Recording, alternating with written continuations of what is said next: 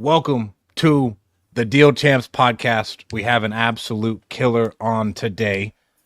Mr. Aaron Gaunt, Aaron is what he told me his name is. That's right, Aaron.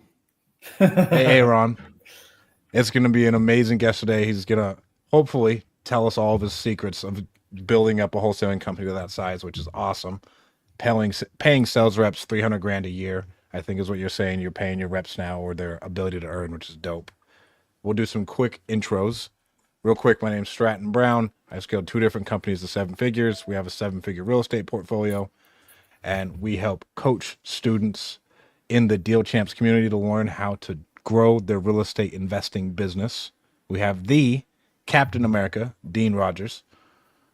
What's up, guys? Your other co-host here, Dean Rogers. Excited for today's podcast. Really excited to get into the details with Aaron. But my story, guys, started my career in the NFL, transitioned to corporate, then into real estate. Been investing in real estate for a decade now in Central California. We've done a 750 plus deals, have an 8-figure rental portfolio, and Deal Champs community is where it's all at, guys. If you guys are looking to scale, grow your business, whether you're new or an experienced investor, check us out at dealchamps.com. And then Aaron, tell us a little bit about yourself. Yeah, well, I'm just honored to be in front of you guys, man. So again, a complete honor. I'm Aaron out here in Southern California, was in the Navy for 8 years, then in the fire department. And then I decided, hey, why not real estate? So that's what we're doing. We're doing a bunch of deals here in Southern California. Love that, dude. I've seen a lot of like military, police department, firefighters gravitate towards real estate. What was it for you? What took you to real estate? Man, it's a pretty deep why. Are you ready to get into it? Yep. All right. So this is what happened. I got out of the service, 8 years in the service, had a great time, came back. I got a job in San Antonio, Texas as a firefighter. I wanted to get back to San Diego, where I was first stationed. Beautiful, as you already know, La Jolla. I love San Diego. So I got a firefighter job gig after Texas in San Diego. And I was still pretty young, and so I was still kind of chasing tail at the time. Met a young lady, and unfortunately, very quickly, I got her knocked up. And Dang, so she did it. I did it. So rookie move, dude.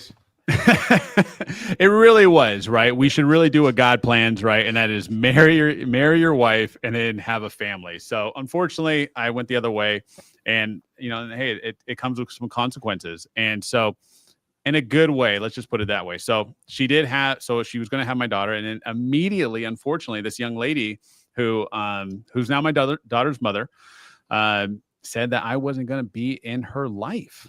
So unfortunately went down a bad path. She was going to try to give her for adoption. She fled the state in labor. She did. And the list goes on. And that's a story. It really is, right? And we could go down it's all documented. We could go down that road. But here's the thing. I knew that I was going to be a dad. I was like, hey, I did it. I'm going to be a dad. So immediately I was like, no, I'm going to be in her life. And I told this young lady I'm going to be in her life. But in the fire department, even in San Diego, I was probably making $72,000, $75,000 a year before overtime. So obviously, you do some overtime, you could get up into the six figures. And I needed a way to make more money. And I remember back in the Navy, I read this book called Rich Dad Poor Dad. Yeah, we were on deployment. A thing we do back in the Navy is that, books get passed around. So, hey, I read this good book. You should check it out. And you're reading it, before bed or whatever. And that book stood out to me. I never took action on it. I didn't have a deep enough why. So I'm sure a lot of your students or people that go through, might not have a deep enough why to take massive action. I didn't. I mean, that book was super enlightening, and I just put it off to the side. And so anyway, so when all this went down and I was starting to think, okay, how to make more money, why? It's the how are we going to get things done? I picked up that book again. I read it again while I was at the fire department, while I was on work. Read it, inspired me. I said, okay, real estate. But hey, I don't have any money.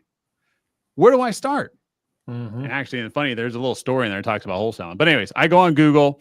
I type in how to get in real estate with no money. What popped up? Real estate wholesaling. Back in the day, it was 2020. I think like end of 2019, beginning of 2020.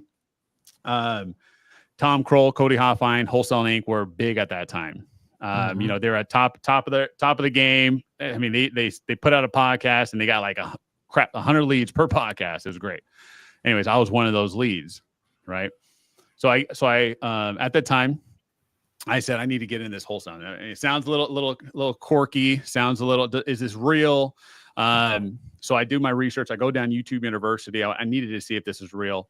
I found out it was real. I called Wholesale Inc.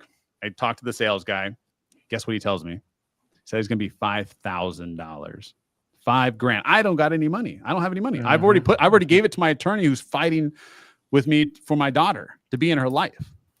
$5,000. So I need to be putting all my money toward my attorney, but I knew if I go down this route, I could go ahead and, you know, put money and send money to my attorney. So what did I do? I had a little credit card at the time. And I'm sure you guys just tell your students all the time to do this, right? Put it on a credit card. Well, I did. And nobody told me to do it, but that's the only way I could afford it. So I knew if I bet it on myself, I could, you know, I'll repay this. So anyways, I'm dating a new lady at this time who now is my wife. And I go to her job. So it was one of my days off. Like, we work 2 days off, 3 days or whatever. And so I had a lot of time off. And I go to my girlfriend's job at the time. We're in Temecula now. And I say, hey, I'm thinking about doing this. It's $5,000. And she, you know what she tells me? She goes, you should do it. I see the conviction. You should do it. And this woman is amazing. She pushes me. Like, I'm definitely the visionary, but she'll push me over the edge. And so I went over, I got the sales guy back on the phone. I gave him my credit card, and then I was in Wholesale Inc. So then I started my course, you know, and at that time they did a little drip thing, and they're like, hey, here's a video, do this. And then you couldn't watch the next video until you took massive action on that first step. And then the next video came out the next day. So, I mean, it was super painful.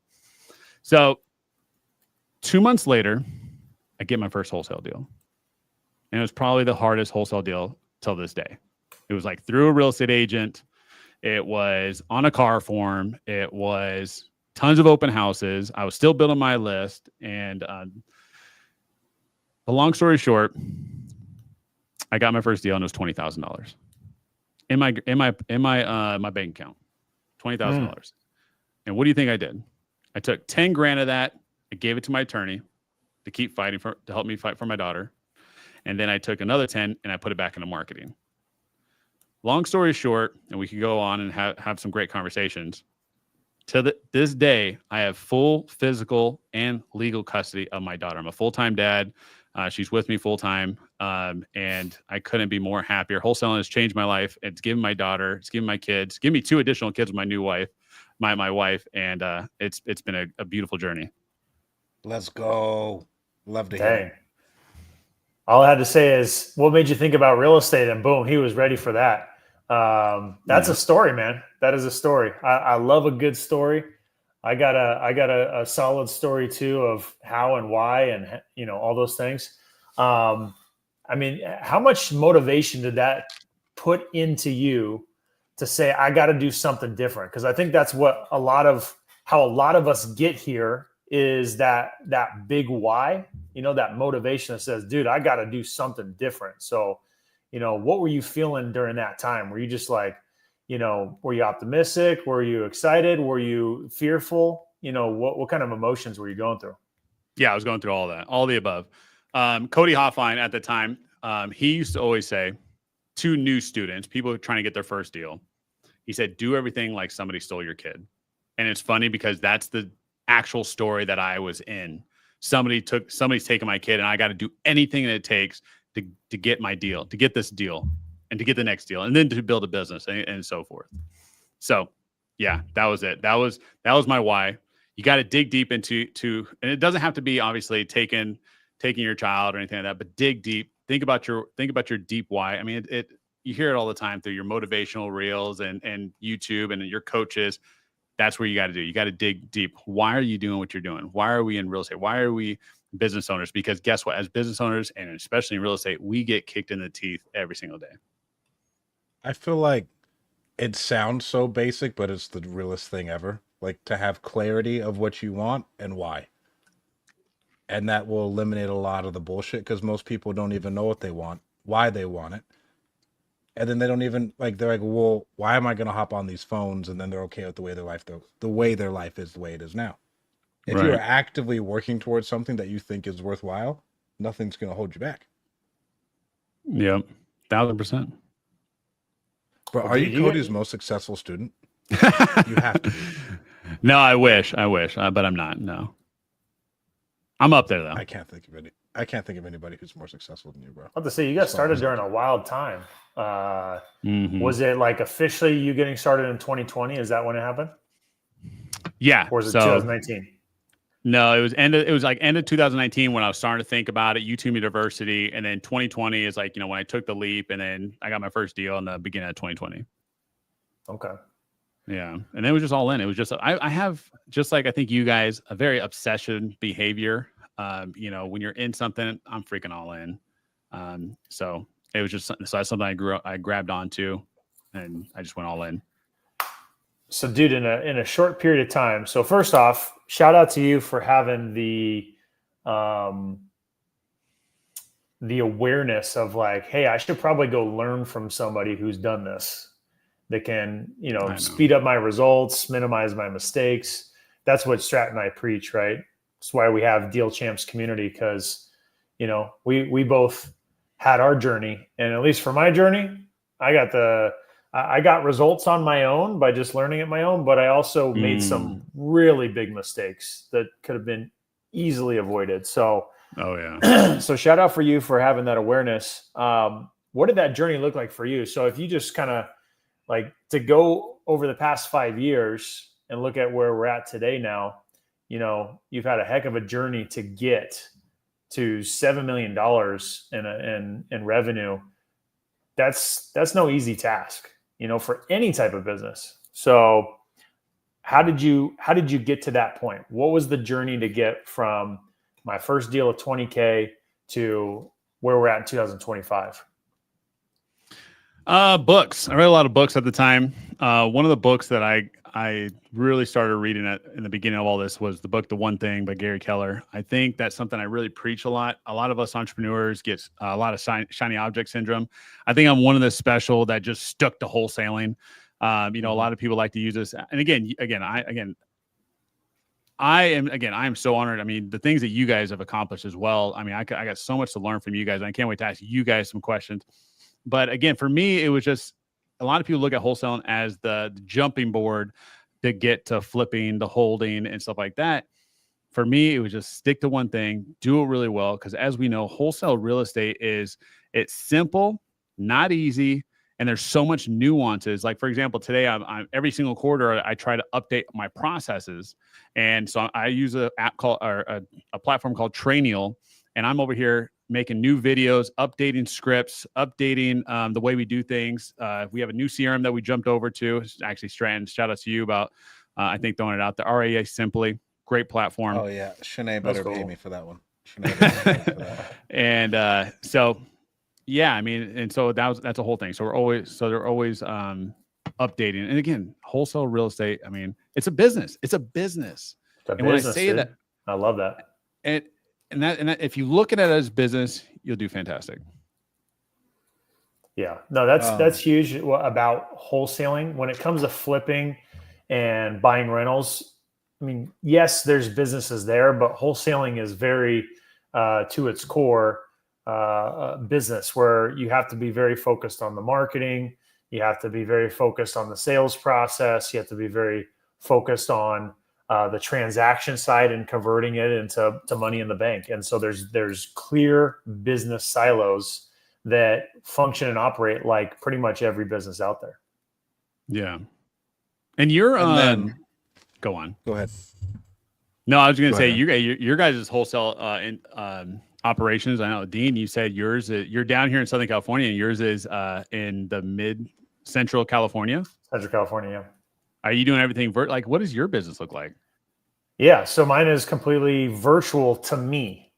And my team that I have is, for the most part, for the exception of two virtual assistants and one disposition specialist, they're all boots on the ground physically in my market. So to me, that was just kind of how I built it out of circumstances. Naturally, I'm inclined to want to be there, have my hands in it, touch and feel. But when I started this out of necessity, I had to do something different. I was working a corporate job up in the Bay Area. And so the Bay Area was big and scary to me. These big, scary, trashy looking houses that were selling for $3 million, teardowns practically. It just didn't make sense to me. So I went to what I knew, which is where I grew up in Central California. So that's my story on it. But how about you? Are you doing all of your stuff in Central California? If so, what parts? No, actually, it's Southern California. So we do our main markets right here in Temecula, right here in Riverside. So we're dominant. Really? We're dominated. You should be seeing our billboards here, hopefully shortly. I know you see Sellers Advantage, our guy Damon and Doug's, but we want to knock them off their thing. Obviously, we got a long ways to go. They're amazing individuals, so that's gonna be a hard task. But it's a goal that I do have. So Temecula, and then you said Riverside County. So does that include Riverside and some of the other little small towns in between here and there? Yeah. So Inland Empire, which is Riverside County, San Bernardino County, and LA County. Those are our three. I mean, gosh, those are markets in itself. That's a huge market, bro. LA County is enormous in and of itself. Is LA County like segmented down to like East LA, or is it all of LA? Like it could be like, downtown LA. I know most people aren't doing deals there, but you get my point. Like, is it all of LA County? Because LA County is big. Yeah, no, it really is, because you got to think about like where, so our main marketing channels right now are PPL, PPC, SEO, direct mail. Those are our main marketing channels technically right now. There's only a couple. There's only one out of those channels a direct. So, for example, we send direct mail here in Riverside County, but everything else is you just kind of open up to the county. We want just number amounts of leads. And the thing is, our ultimate goal is to open up a shop. We want to have HQ in Temecula. Then we want to have an office in like kind of northern LA, and then 2 up in the Bay Area. So when you said that all those houses, I mean, it's just a ginormous market. So that's the ultimate goal, is have about 4 shops going. We want to dominate the Bay Area after we figure out how to do it. Really? Yeah. Just because that's your home, right? Yeah, that's my home. Yeah. What's that, Trent? How does Doug have his structured? Is his like that in Arizona and in like LA? Is that what his looks like? Is just 2 different shops? Yeah. So you got the Doug Hopkins buys houses. I don't know exactly, but it's Doug Hopkins. He's all in Arizona. Then you got Damon, who built Sellers Advantage. So he actually flew out here. Damon flew out here. I think it was in Irvine, set up shop here. They wanted to create a brand because they didn't want to just build it off of Doug's. They basically said, can we build a company that we could sell? And so that's kind of the direction that they got like a board of advisors, and he went all in. So they came out here, I think like 2012, 13. And then he literally moved from Arizona out here to start the company. So he went all in. Split. So Doug and the other guy are not. They are partners, but the companies are split. So they're partners. They take from both, right? So everything goes to them. I think they're CEO, CO. So they're partners. He just runs that operation. Damon runs this, and then they kind of compete. And then obviously they take from both companies. Sounds like you're relatively familiar, or maybe even close to those guys. What's your relationship with them? You just know them? You guys meet? You get together? What's that look like? Some friendly competition?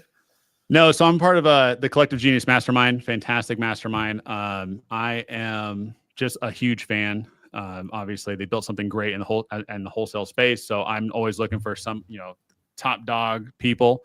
So I know them well. Like I got their phone numbers. We text. Like we'll say, hey, we got a deal from you, and then they'll text back, well, I get the next 100, right? You try to rub a little dirt in, and then they just drop a big pile on you. Yeah, they're freaking animals. But they spend a lot of money on marketing, right? They spend, $1 million a month on marketing. Yeah, I've heard. Bro, do you invest at all outside of your company, or are you just locked in? I'm locked in right now. But yeah, that's gonna be the ultimate goal. What does that When What do does you that think mean you to would you, start to Strat? invest? Like buying rentals, because like we bought storage, and we still have stuff that comes in, but that still for me was spinning up a whole nother company when we like decided to pursue like the commercial stuff, Oh, and it nice. took a lot of time and effort and energy. Now you got to go raise the capital. Now you still have to operate it. Now you still have to underwrite stuff differently. So like, do you do anything buy and hold, or is it just Nah, like, not right bro, now, we will man. do it? Yep. Go ahead. To me, that's another business. So am I doing it right? Am I doing it wrong? I don't know. I'm also not a big fan of, I've heard all the things about rentals. Um, I see it here. My ultimate goal is to probably buy a couple rentals here, maybe 10 rentals, and then just be done and then park some money. But right now that just hasn't been my thing. So No stocks either. yeah, I mean, like, yeah, I got my Vanguard account where I store a bunch of money away in the, S&P Okay. 500. Yeah, so then I You just put a never bunch of know. money there. Yeah, you never know. Some dudes just like to be cash heavy and just lock in on the company. I love it. Yeah, I think I it's the guess right thing to do. It's just, the yeah, right I mean, thing to do. yeah, and I got a lot to learn I got still a lot to learn. That is something that we do want to move forward. I want to be like you guys where we do have a lot of properties that we're sitting on. So by the age 40, that's kind of what we want to do. We want to lock in a bunch of properties from now to 40. But right now, we just really want to dial in this business, put back into marketing, build the team up, figure out how to hire correctly. I mean, like you've been seeing my posts. I mean, just understanding how to recruit good individuals is super important, right? So, and I think we're just now nailing in our processes where I'm not tweaking things ginormously, which I love. So I'm able to sit here and teach on repeat with every single sales guy that we get. Oh, okay, I got another one, Dean. I'm sorry. No, you're good. What have you learned about recruiting? Because we followed each other for about a year now, and you were posting about it when we first started following each other. Now that is like the sole output that I feel like you were focused on is like, hey, we want more talent, and this is a great place to work. Right.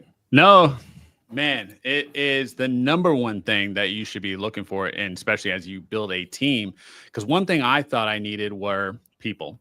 I thought I needed a bunch of heads. But let's go back to Damon and Seller's Advantage. Their team's not that big. They're super lean and mean, and they're doing 7 figures a month in wholesale assignment fees just in one market, right? And I think they run like 4 acquisition reps. Now they have a team of inside sales reps back in Phoenix setting up appointments for them, which is great. And they got a crap ton of marketing. So if you could get good talent, raise that marketing, you could obviously 2x, 3x at that scale. You're going to probably 2 to 3x it. So what I did, a lot of learning, a lot of kicking in the teeth, is I got a team of heads. I just got a bunch of acquisition guys. I shot up that marketing, and guess what happened? I almost went broke because these guys couldn't convert the dang leads. Sure. Yep. So I knew, crap, I need to get good people, right? Now, there is a way of learning how to train them, right? Like all the things that we do here is all teachable. So what Cody did, he actually told me this earlier this year, and this is what it kind of took me a step back this year, is I was kind of telling him about some of my struggles with some of my team. And he goes, let me go see their PI test, right? So I tell him what their PI test, specialist, collaborator, right? I didn't think nothing of it at that time. He goes, none of those guys are going to work. They're not hungry. And so I let them all go. I fired everybody, unfortunately. And because I'm a big guy on, copying and pasting. So I let them all go. And then I went all in and said, so now what we do is when we interview people, we have everybody take the PI test. They need to fall under and again, this is just for sales reps. It doesn't mean they can't go do something else or whatever in our company, but it's either a captain, maverick, venture, or sometimes a persuader. And so you got to fall under that for us even to start the hiring process. I need to know that you're going to do whatever it takes to get the freaking deal. And so now we've been hiring, slow, and we get a lot of applications that come in daily. I had a great interview today. So we have 2 outside sales reps right now. We have 2 disposition reps. We have a TC, and we have an in-house, basically in-house sales agent that tees up the appointments. The Q3, I'm looking for 2 more guys that fall under the Captain Maverick. How many? I have so many questions. How many appointments do your reps run a day? So they should be doing 2 a day. So that's the goal. We did just hire a in-house sales rep, so they're going to help out with that. And I've tried them all. I've done the virtual lead manager stuff. I've done the in-house sales reps, which the pay structure was bad. I just revamped the pay structure, and so I did up the pay, because here in Southern California, you got to pay them a little bit more, and that has been fantastic. We hired a freaking killer that is teeing up appointments for my closers now, so they're not sitting here, because that was another thing. They're closing. They're meant to close deals, and they need to be in front of homeowners. They're not always going to be the best people to sit there and make a bunch of calls. But your inside sales agents are. They're the ones who are going to keep this outside guys accountable, and that's been fantastic. So to answer your question, it's supposed to be 2 a day, 10 a week, 30, and 40 a month. So that is the ultimate goal. But sometimes sellers cancel or they didn't have any for that day. What's their schedule like? Like your rep comes in, I'm guessing they come in, you have your follow-up calls at 7:30 a.m. So we do 7. So everybody comes in at 7:30. That's training time. We call it the boiler room. So 7:30, 8 o'clock. That's just a half an hour where we do quick role play exercises. We go over the process. We might watch a video, but that's just enough time to get in, a real good gold nugget. 8 o'clock is when everybody else comes in the office. We do a huddle every single morning.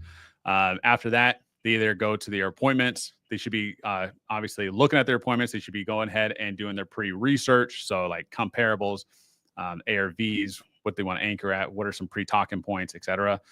Then they go ahead out to their appointments. Or if they don't have any appointments, they're going to go ahead and hit the new leads uncontacted, do follow-up, try to book an appointment, or get a contract. Everybody's goal at the end of the day is a contract. That is a goal for the day, is just one contract. What are you guys doing on appointments? Is that like you have to have an appointment before you make an offer? Is that what you guys are doing right now? No, I mean, well, we can lock up over the phone. That is okay. It really comes down to the seller. If it's, hey, first person to give me $300,000, I'm going to go, and you're like, hey, that's a freaking deal. Like, go ahead and lock the deal up. Or you could talk to a seller. Actually, I talked to a seller the other day. Super, real motivated, fixer up a property, but didn't want to do anything that day. Didn't want to set an appointment until a week out. So those are the people like, perfect. Let's follow up. Let's book an appointment to get out there. So if somebody's hot and ready on the phone, like, yeah, lock it up. Just get it over with. But if somebody says, but if there's going to be some deal killers that you got to go ahead and go over, such as, your risk and discomforts, your relationships, I got to meet you. I got to, I'm a little, here in California, there's a lot of fraud, right? So a lot of people a little bit wavery. There's some pretty savvy people out here.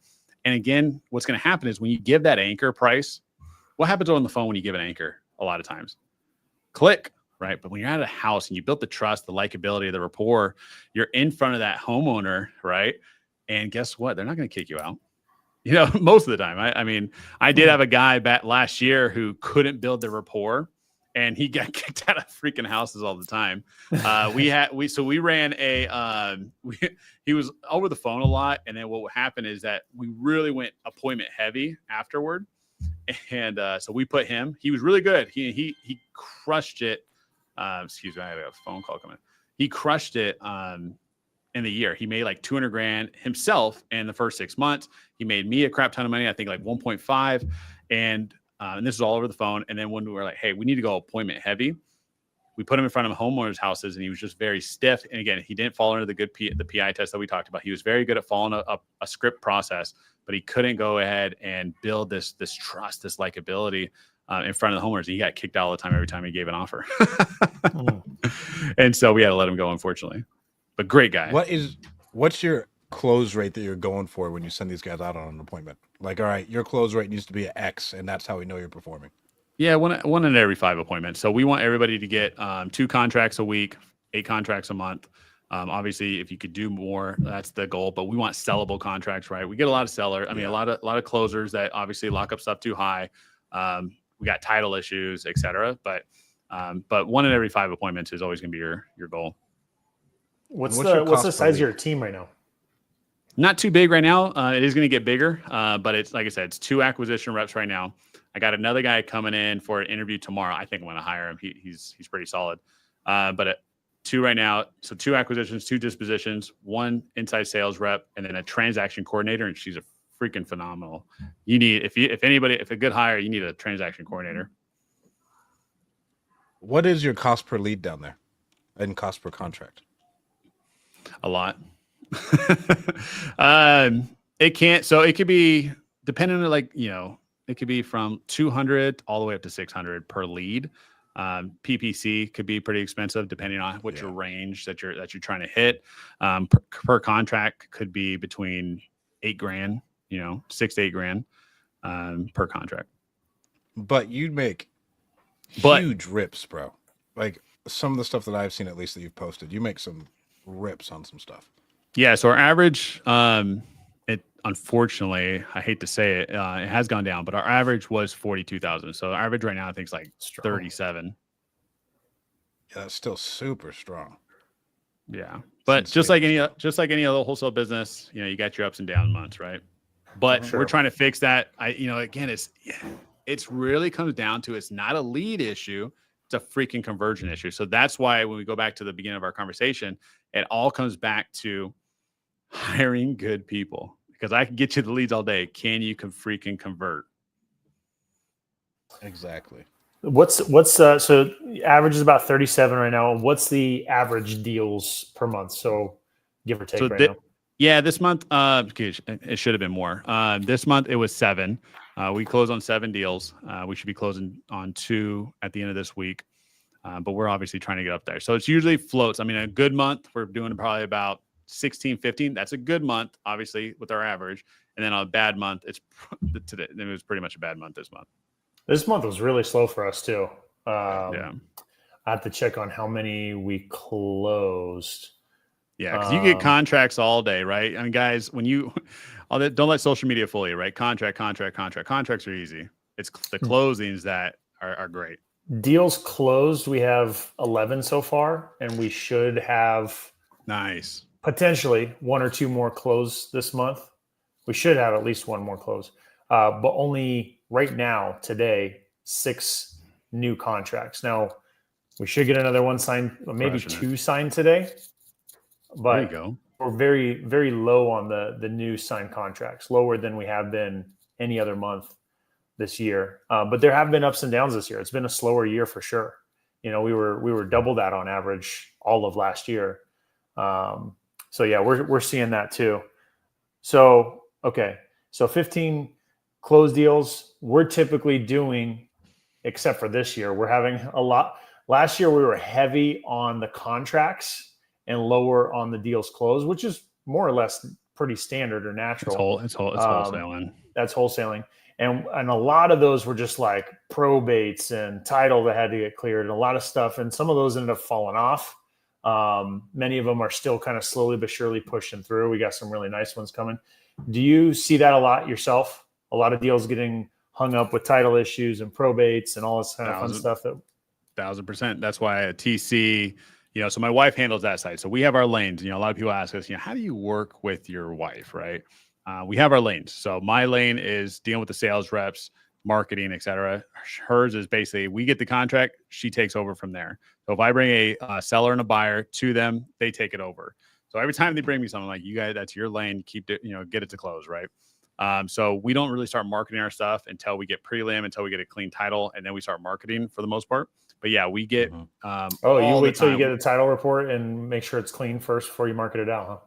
Correct. Yeah, because then you sell the deal, you get everybody's high-fiving each other, and then, hey guys, they're underwater. Oh, well, that sucks. Yeah, you get some bullshit that comes in and everybody gets deflated. It ruins morale. Yeah. So, and we get squatter situation. I think it was Thursday last week. Yeah, it was Thursday. I had my entire team at 3 different properties for squatters, right? There's squatters in all these properties that we have. And we're like we're running around trying to get cash for keys agreements and da-da-da-da. So to have a good fulfillment department is ginormous. And that's why I personally like the in-person being able to go to the house is fantastic because we could do way more deals and solve way more problems. And again, to solve bigger problems, you're going to get bigger fees when you're able to go ahead and go to the house. So you talked about the average. What are some of these big rips? So we just closed our biggest deal, which was $181,000.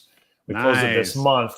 Now the fun story to tell, which I'm doing a webinar on it tomorrow, is that I got the deal under contract while on vacation. So I went to Hawaii for 30 days with my family. I saw that. While on awesome. vacation, and then we closed it literally the day that we flew back. It was supposed to close a week earlier, supposed to close quick, but there was some bumps in the road. Never closed on time. Never closed on time. And but we just closed that. So what are some of your big rips? Because Strat got me super pumped up telling me about some of your big rips. I want to hear it from your mouth. Yeah, unfortunately, we haven't had too big of rips. I mean, a lot of it was last year. Like I said, this year has been all team, and I'm not even going to blame it on the market. It's been me restructuring my team of why the year hasn't been exactly how I want it to be. Last year was fantastic, but here's the funny thing: we did great on a mediocre team, and that's just kind of what I've been doing. I've been trying to build a just super high performing team. But yeah, we would do probably like 1 to 2 6-figure deal here in Southern California. I mean, I could just tell you just random numbers, like 130, 150, 175. We've done in February this year, we did a $250,000 deal. We had one in San Bernardino where we did $300,000 deal. So there are some big rips, but that's California, baby. If again, solve big problems, get big rips. And the bigger numbers just allows for it. If it's $800,000 ARV and you get it for 400 or for 300, because it's got a bunch of problems you got to solve. There's the potential for that bigger upside. So, well, and I have one of my story.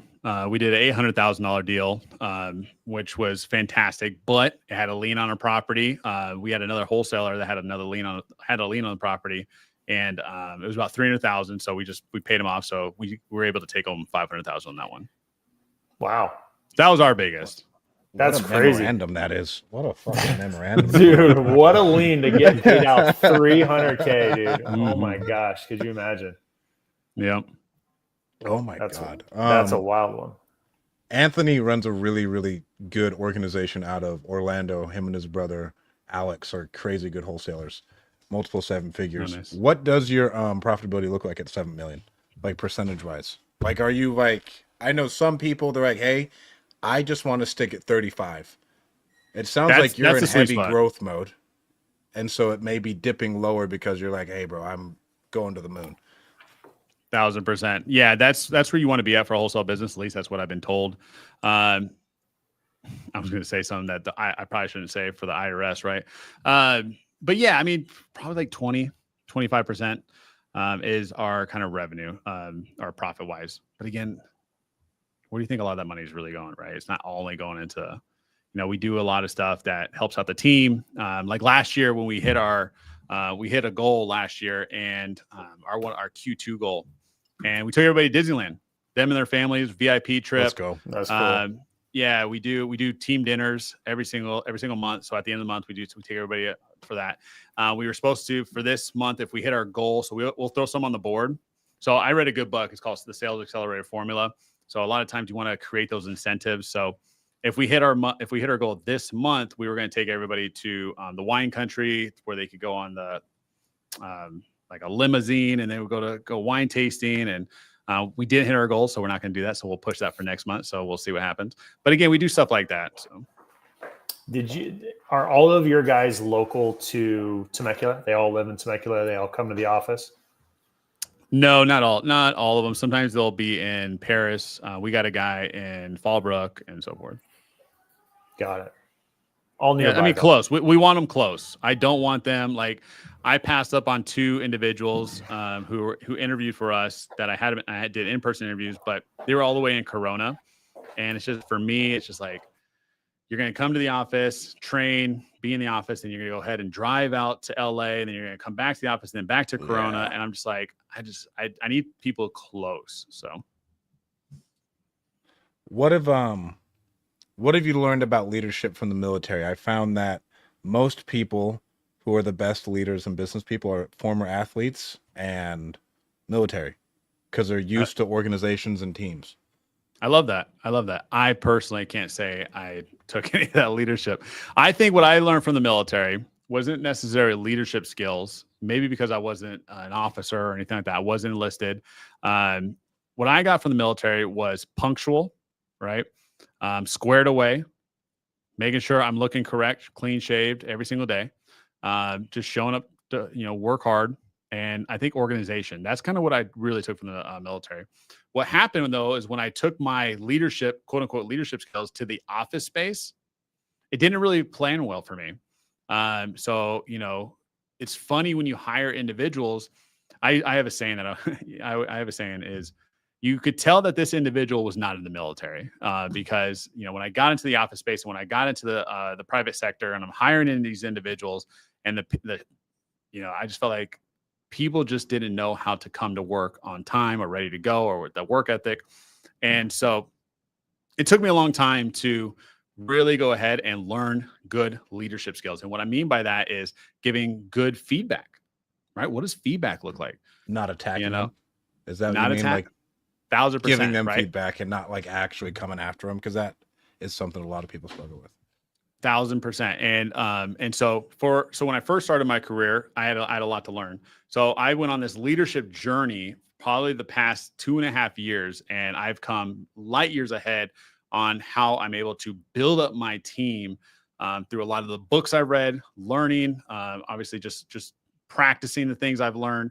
And now I'm very confident in, telling people and raising up leaders, because that's not my job, is to raise up leaders within the organization. I want everybody who comes into our organization to lead better. So if they leave on their own or we have to let them go, or whatever, they're still going to lead this company a better human being.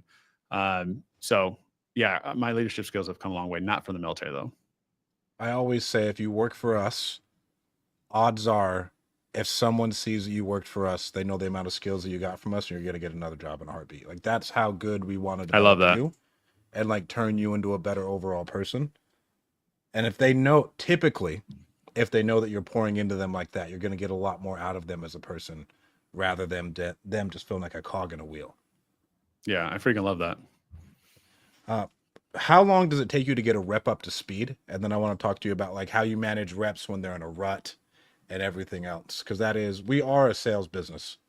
Yep. So how long are you taking to get that rep like really repped up, ready to go? What does that training process look like? 90 days. So I'm big on that 90-day period.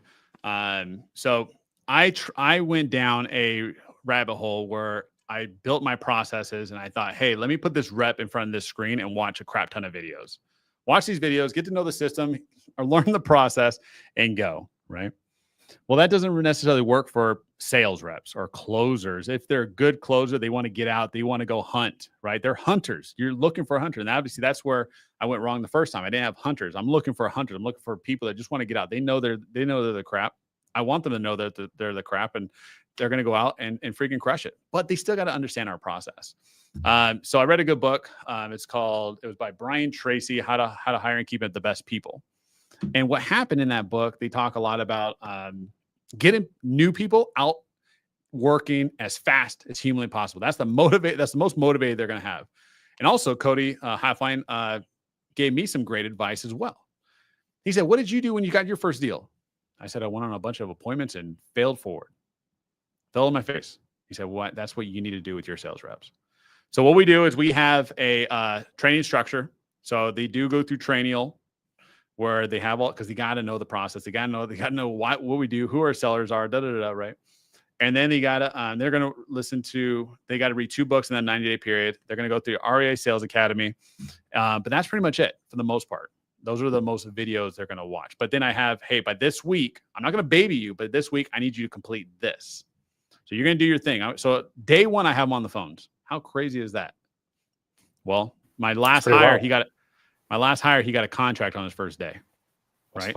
Because I'm hiring salespeople. I'm not hiring new people. My leads are too expensive for you to try out your sales skills on the first day. But we find that out on the interview day. I do skills tests and stuff like that. Like, active listening skills, role play. What would your plan be for a successful day? Okay, here's a CRM. Dial these leads. See if you could create an opportunity. So we create like this whole skills opportunity. See how are they ready to just jump in. So anyway, so yeah, you got a contract day going. No, you keep going. Remember, I'm just telling Strat I got next. You keep going. Yeah, he's excited. Keep going, bro. You're on a roll. And but anyways, yeah. So long story short, I get them out there. I want them to fall on their face. I'm going to give them the grace they need to fall on their face as fast as humanly possible, but they better not do it again, right? Hey, I say, so they'll fall on their face. I'm saying, how was that? Tell me more about that. What would you do differently? I don't even say better. What would you do differently? What would you do to get that deal next time? Did we follow the process here? You remember in the sales process that we have here? Make sure you get that commitment next time. Did you check that? Oh, you got a deal killer. What was the deal killer on that? And I ask them questions so that they're thinking. You know, I always tell them too, stick to the process, right? You're going to have your own agenda. I mean, not your agenda. You're going to have your own flair to who you are. And you're just pushing it on and you're just molding yourself to that sales process, because I guarantee if you follow this ABCs, you will crush it. Master the basics. You will crush it. Everybody's going to have their own superpower. This is why I don't do ride-alongs, because guess what? If my new guy followed the old guy on a ride-along, what's going to happen? That older guy is going to do his own thing. The new guy's going to be like, oh, well, do I need to do that? No, that's just a superpower. And we're going to talk. And I was like, you got to figure out your superpower. So you just throw that dude out to an appointment? Yeah, when he's ready. Yeah. Nope. I mean, like, yes, I'll get him on after he's taking seller calls, though. And then you're like, yeah. So day one, to an appointment. There's a pipeline, right? So everybody's pipe, they're going to have a number of leads, and they're not going to. We don't just give them leads. They got to go ahead and they got to go through the new leads. They got to go through the old leads, et cetera. And then they start building their pipe. Or when a new lead comes in, boom, right? And we're training them we're constantly pouring into them through every day. We're doing training. We're constantly giving feedback, right? I don't say criticism. We're constantly giving feedback so that they could get better as they go. Yes. Are we going to lose opportunities? 1,000%. But guess what? The moment he gets up, moment he learns as fast as possible, or the moment he fails as fast as possible, I want him to fail, just like we do, right? Just like we do as entrepreneurs. That's how we get to be successful sooner. Dino, sorry. Yeah, no, you're fine. I was going to ask where you're finding your talent. So you got a handful of people on your team. You're lean and mean. Sounds like you're talking to people somewhat regularly, though, and seeing how to grow the team or improve the team. Where are you finding people? What are they typically like? What's their backgrounds typically? I know it depends on the role, but walk us through that. Yeah. So job platforms. Unfortunately, I wish I had more of the time to recruit, but here's the thing. So we use Indeed and LinkedIn. LinkedIn is fantastic. So what we do is we reach out to a lot of people through LinkedIn, but something that Indeed has done recently to their channel, and it's been fantastic. So if you go to Premium, so you'll put a job post out there. You put it as premium. So you're spending like $76 a day to get applications. You're running your ads. Hey, I'm hiring. Right. They give you 30 invites a day. So I have my VA, my admin. Well, I got 2 VAs that are doing the recruiting for me. They'll send out these 30 invites, and I'll have 2 ads running. So technically, they're sending out 60 invites. So all the people that we have hired have came out from those invites. So we're reaching out to them to ask to be a part of our team. And obviously, those are going to be your best, because if somebody's targeting, 60 invites a day, not everybody. They're just to be honest. Are you sifting it by like a sales background, like an industry or anything like that? Not right now. Just because they're sending out so many dang invites a day, it's kind of, we're blanketing the invites. So we want to get it. It's like just like marketing. We're trying to get it in front of our job post, in front of many eyes as possible. Because that's what happened. My VA goes and says, hey, I ran out of X amount of people that have a sales background. What do I do next? I'm going to just keep sending them to everybody. So, I mean, you're sending 60 invites. I mean, there's only so many people out there that are on Indeed.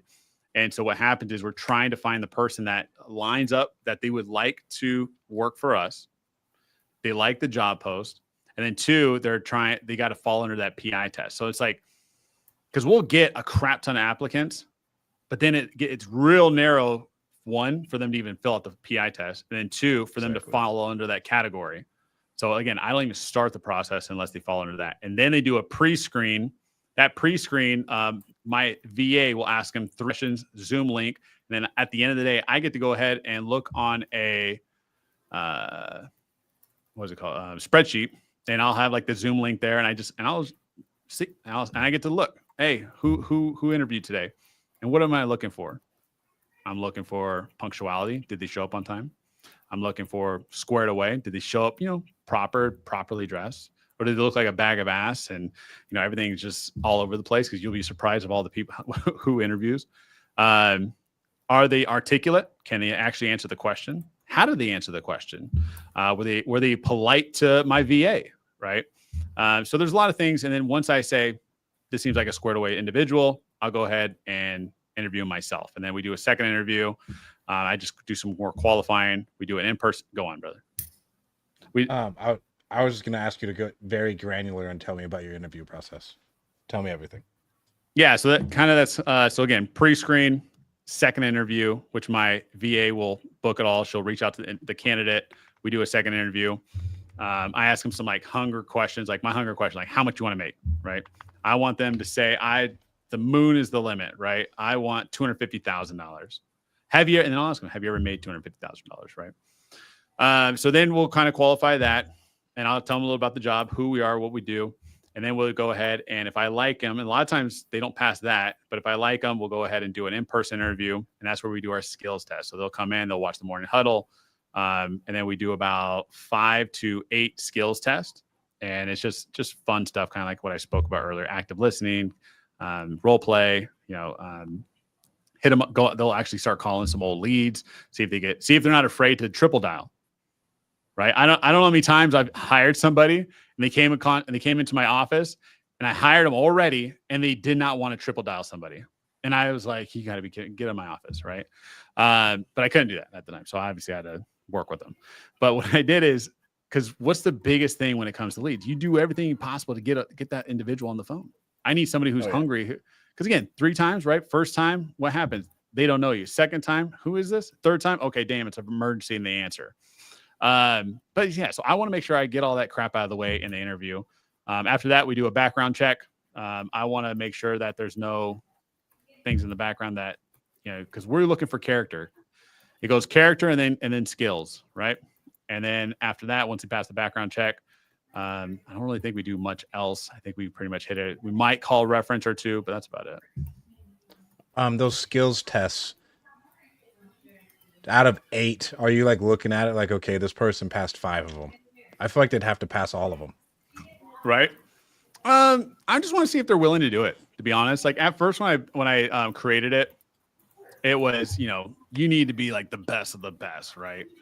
To be honest, what I found out is, again, our job is learnable. Again, I'm looking for somebody who's smart, coachable, and hungry. Those are the 3 things. So can you hold a conversation? When we do role play, do you just shut down? Or can you actually sit there and actually have a full conversation? Does it really matter? Because when in a role play exercise, and we do 3 things in the role play. We'll do a quick role play exercise. I just want you to do discovery. Don't talk numbers. 5 minutes. I put a little clock. I put a timer on 5 minutes. Can you actually hold a conversation for 5 minutes? After that, I am going to do a second. We're going to run it again because I'll get feedback. I want to see if they're going to take that feedback and use it in their second role play. So we'll run it again. That shows me, are you coachable? After that, then I want to see how you negotiate. What's your negotiation skills? So then I say, all right, we'll cut it. Let's go to the price. You need to get them at this price. I want to see how are they able to handle objections? Smart. How good are you on your feet? I love that. What's your best interview questions to ask? My favorite, like I said, one of them I said earlier was the money question. How much do you want to make? That shows me your hunger. I like the character question. Cody actually showed me this one. I thought was pretty good. Is, who are the 3 people that you look up to and why? So that's going to show me who do they want to become, or like what kind of traits do they have or want to have. 2 or 3. I like that one. I heard that one from Tiff and Josh. I think it's really good. Nice. Luke says, do you give a salary for the first 90 days?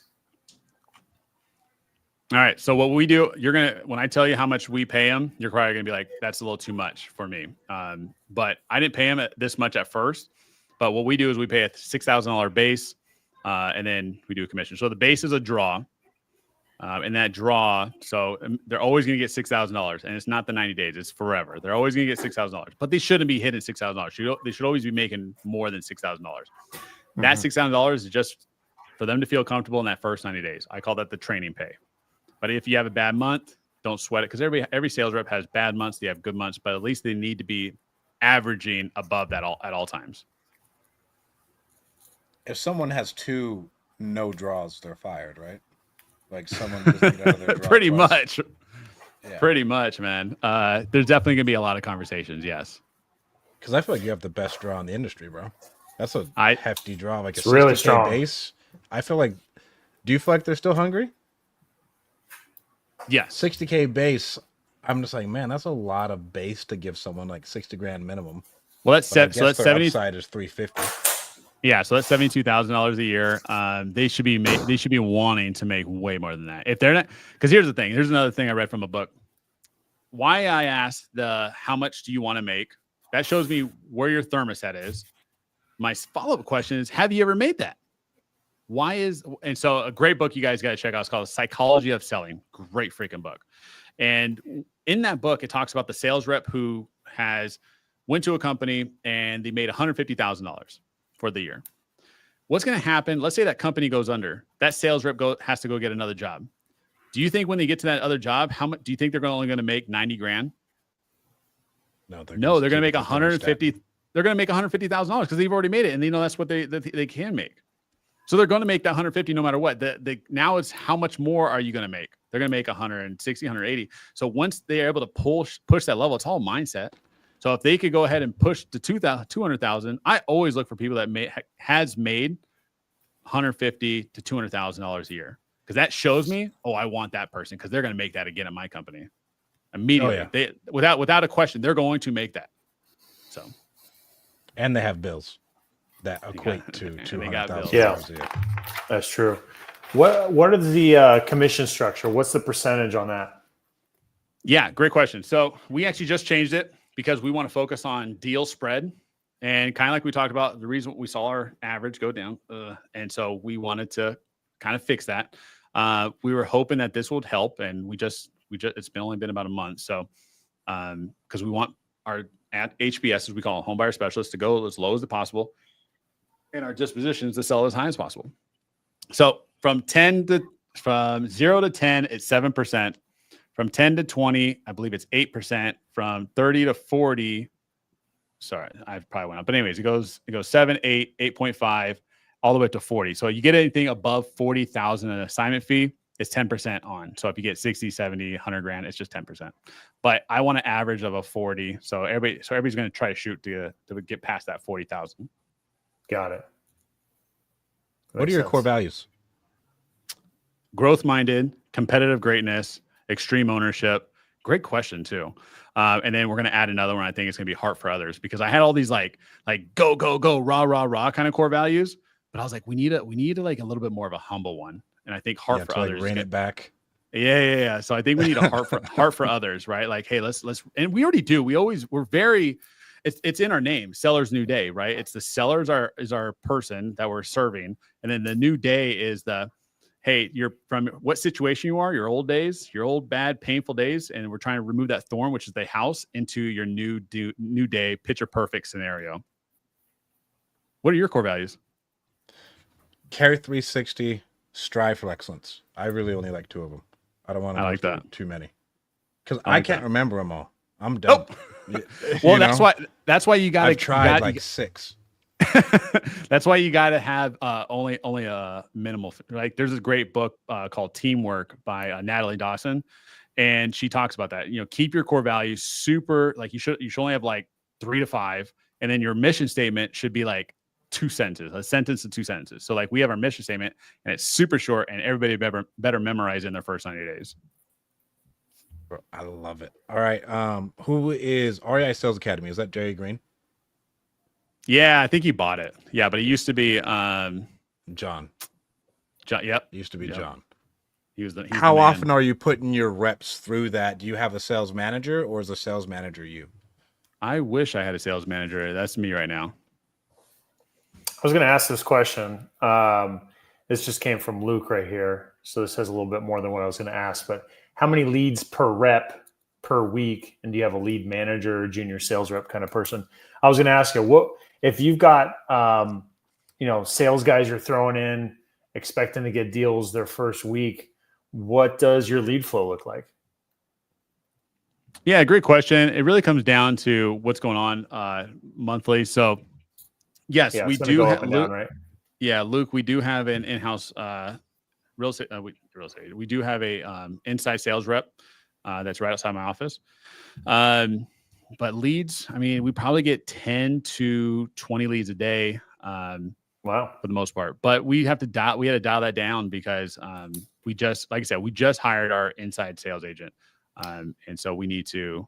So they were dropping the ball, unfortunately. Do you feel like those 10 to 20 is due to the fact that you're in LA County, San Bernardino County, Riverside County, really pretty dense, large markets? 1,000% is what allows. Okay. Yeah, and then I think about that for myself sometimes, because geographically, Central California, where I do my business, geographically it's very large, but like population sizes of all of those cities is generally pretty low. So right. I'm doing marketing in a large geographic area, but the lead flow, I would like it to be greater, right? So do I need to actually go out of the market? Do I need to add in other lead channels that are lower quality, but we just got to work them a little harder? It's kind of hard to know sometimes. Yeah, those are gross leads too, right? Those we get a lot of leads. I'm not selling spam, Course, right? yeah. So think about it like that, and that's probably half. So think about it like that for sure. Yeah. So your reps will work essentially 10 each a day at max? No, Like, that's not a day. Not a day. Like I said, and also the way we do our lead flow is it goes into a bucket. So when a new lead comes in, it goes to everybody. So it goes to our closers first. So they have to. I want them to call in 60 seconds. It doesn't happen, not all the time, especially if they're on an appointment, on the road, whatever. But it should go to our closers first, and then once they've made contact, they'll go ahead into another bucket where the closers can still call. But then our in-house sales agent will start calling those leads to get them on the phone, to qualify them, to make them net leads. With let's say it's Saturday afternoon, who takes those leads? Is it your reps? Great question. Yeah, it's up to them if they want to get them on the phone. I actually try to turn that shit down during those times. But perfect world, the closers are going to be so hungry to. I've been at a time where we had closers that come on the weekend, and I always actually have to tell them, you can take the weekend to rest. I love when I see them on the weekend and they want to come into the office. I don't want to stop them, but guys, when I think about this like a business, guess what else you got to think about? HR. Nobody talks about that, but HR is huge. Okay, guys. Did you get dinged or anything with someone coming in on Saturdays? No, not specifically that, but I'm just saying, comments will be made. I've been working so hard. I came in on Saturday, da da da da. And you're like, I didn't tell you to come in on Saturday. Yeah. I want you to focus Monday through Friday, get a bunch of contracts, hit your goals, so you don't have to come in on Saturday. So, do you give them benefits? Unfortunately, not right. Not right now. We are looking at. We have it on standby. We're going to be giving medical and dental here probably by end of year. So you don't want them to work. I feel like that's the hardest part, because I feel like someone has to take those leads on Saturdays, and then you'll get a cheaper CPL statistically on the weekends too. Just on those 2 days, like we get tons of leads on Sundays. Oh yeah, to where we get excess from a bunch of PPL companies, bro, and our phones just nice on Sundays. I love that. Yeah, like I said, it comes, if they want to work, but I'm not going to make them work. I want them to go relax, go spend time with family, friends, because there have been too many times where, I'm just burnt out or whatever. And you're like, bro, you should have been relaxing. Go take the day off, man. I'm trying to see if I have any other questions. Your cost per contract. How long does it take a rep? What's your typical sales rep life cycle like? Like, do you know like a turnover? Like typically you're going to turn over someone from 9 months to a year? Yeah, so your HBSs are the turnover. My dispositions, I got 2 disposition reps who've both been over here over 2 years. My transaction coordinator, 2 years. unfortunately, the HBSs are the ones that turn over the most. So we're working on that. We're working on our longest ones have been here usually about 1.5 years to almost 2 years, and then unfortunately we have to let them go. So we're working on our retention now.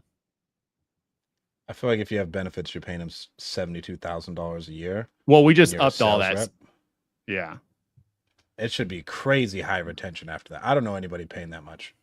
Well, again, it's not, That is to be crazy honest, high. it's not necessarily them leaving.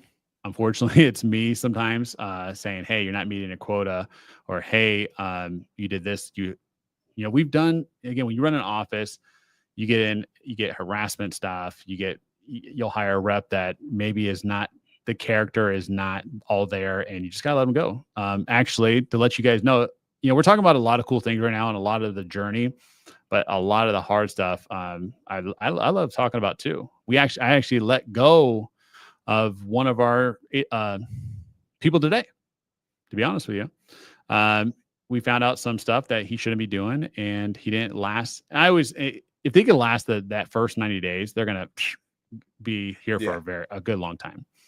But this guy was in his 90-day period, and he was the closer. He crushed it. He was one of those guys that could really crush it and get a lot of contracts, make a lot of money. But he was a cancer to your culture. And so literally everybody in my office have written statements right now today. So again, I deal with it every day, have hard conversations every day. And that's just what it means to be a leader, to run a good organization. So I let him go. Everybody's writing statements, and hopefully we could hire better next time. How did you get better at handling those hard conversations? I remember when I had to fire my first person when I was working for Alan way back in like 2019, and that shit took everything out of me for like 2 days. I felt like the biggest asshole. Like, right? It was terrible. It was really, really hard. Now, like, I'm a lot more used to like letting go of someone. But if someone's been with you for 2 years, bro, that's still friends. I don't care what anybody says. Like, you're with that person. That's hard. As as It's way harder when they've been with you for a long time. 100%. How have you gotten used to that? And then how do you typically handle those? I love to hear how people handle firing people. I've heard a lot of times it's just like, hey, sorry, we're just going to have to go in a different direction, especially in California for HR reasons. You're just like, that's all it is. And I got to dip. Right. That's a great question. Well, first off, I saw a pretty cool reel yesterday, and I shared it with a bunch of friends of mine, and it talks about leadership. And when you first became a leader, you kind of have empathy for people, right? And it could kind of hurt you. But as you grow as a leader and you have more hard conversations and you fail forward and you learn to be, for better lack of words, a better leader, you start to just have more compassion, right? So you remove yourself from empathy, you start to have compassion. So when you do fire somebody, we do have to follow HR. So I have a badass attorney, I have an employer attorney. I did get dinged, somebody trying to sue me when I first started, like when I first opened my small little office, and this guy sued me for everything. And like everything in the book. And it was great. It was such a great experience. So guys, again, if you want to start a business, you will deal with lawsuits. It just happens, whatever, get over it. But he sued me for everything. It was the best thing that could have happened. Do you know why? Because he sued me for everything, I was able to go back to my employee handbooks and also back to my team and realize what can somebody sue you for as an owner of a company. Oh, it was fantastic. Fortunately, he lost. I had to pay him. I just paid just a little bit of money just to F off. And but it was great because I went through depositions, all that. And I was like, I remember going through these depots and going, shit, I didn't think about that. And I write down all these notes and took it back to my office. And now what happens when I let somebody go, we make sure we have everything in writing. I do one-on-ones with everybody constantly. So we do that. And that just, the one-on-ones are obviously to grow people, but it also keeps things HR driven as well, in case. And if I do have to give somebody feedback in a more of a negative light, I do put it in writing. And then we'll talk about certain things like that. But yeah, don't be afraid to put things in writing or write somebody up, because guess what? If they do come after you, you have a bunch of reasons why you had to write them up. So Probably the best tip of the pod. Nobody talks about that, right? Nobody talks about that aspect of it. And it's especially in California, you just deal with I met with a guy who sold his company for 50 million on Saturday. And Oh, one of his nice. biggest reasons he was excited for selling, he's like, bro, the employee issues that I had to deal with at that size got to just be overwhelming. I think about that. I just asked my wife that. I was like, man, how do people deal with this with 100 people? It's crazy. When we ran Call Magicians, we had 150 people virtually. Nice. It was terrible. It was like we had HR problems every single day, and that's not even in the state of California. Like we had an HR department Right. just to handle all the nonsense. It was crazy. I love that. Dino, you have any more questions, bro? We can't hear you, Dean. Oops. I was going to say, honestly, I could talk to Aaron all day. I've got a lot more questions, but for the sake of the pod and timing, we probably got to let him go. But yeah, no, I look forward to continue talking to you. I'm a Collective Genius. We joined this year as well, so Oh, nice. I'll see you there. We're in the same town, so I definitely want to get together with you and talk shop, dude. Yeah, that'd be awesome, man. I can't wait. Bro, thank you so much for coming on. What are your final words for the people? Yeah, your first deal is right around the corner. Your first a deal can change your life. I tell it to my guys all the time. We talked about earlier about a large deals. There's a large deal right around the corner for you. Keep going, keep pushing. I love it. Guys, thank you so much for tuning in. We got a webinar with Dean, how he made $181,000 or $82,000 81, yeah. tomorrow at noon. If you want that, send me and Dino a DM. We got you. Guys, thank you so much for tuning in. Don't forget to like and subscribe, and we'll talk to you soon.